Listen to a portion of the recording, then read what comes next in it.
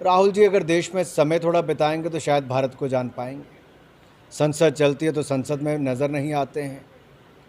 कांग्रेस की बार बार हार, कांग्रेस एक तरह से मिटती चली जा रही है, ऐसा हाल। इस दिशा में देश के अंदर उनको कोई सुनता नहीं और विदेश में जाकर भारत का नाम बदनाम करने में कोई कसर नहीं छोड़ते। शायद वो भूल गए कि दुनिया भर में जब भारत का किसी भी राजनीतिक दल का कोई व्यक्ति जाता है तो भारत के पक्ष की बात करता है, अपने राजनीतिक पेंच वहाँ पर जाकर नहीं करते। मैं तो यही कहना चाहता हूँ राहुल जी, शायद कांग्रेस के इतिहास पर नज़र डालेंगे तो पता चलेगा।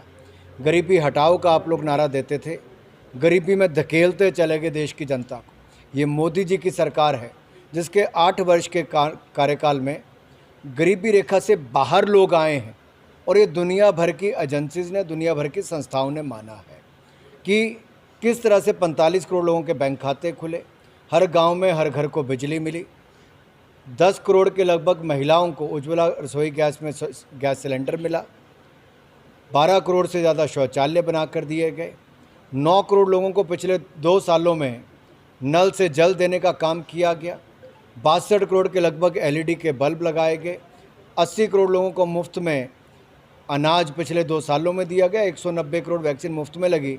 शायद कांग्रेस ने 70 साल में जो ना किया हो, मोदी जी ने 7 साल में करने का काम किया है। देखिए, कांग्रेस की छवि, कांग्रेस का इतिहास और कांग्रेस की सोच बांटो और राज करो इसी पर निर्भर थी।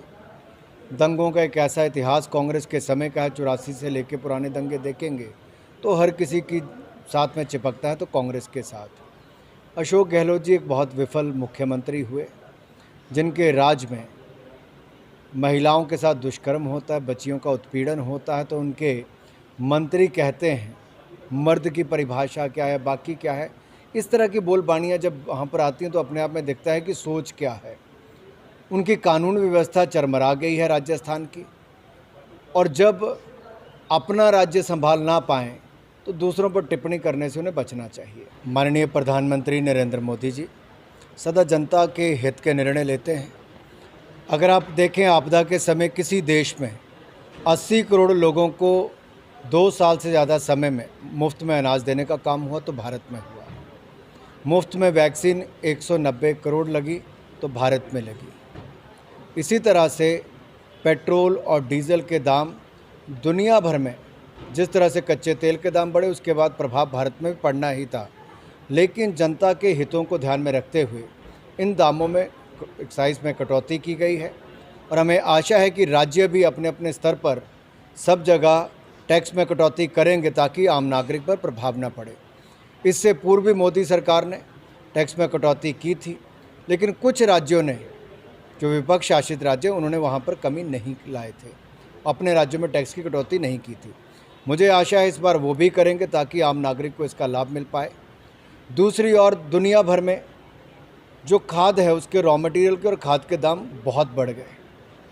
भारत ने भी 1,10,000 करोड़ रुपया पहले से ज़्यादा, यानी कि 1 लाख करोड़ के लगभग हम खाद पर सब्सिडी देते थे। इस साल 2,10,000 करोड़ रुपया खाद पर सब्सिडी जाएगी।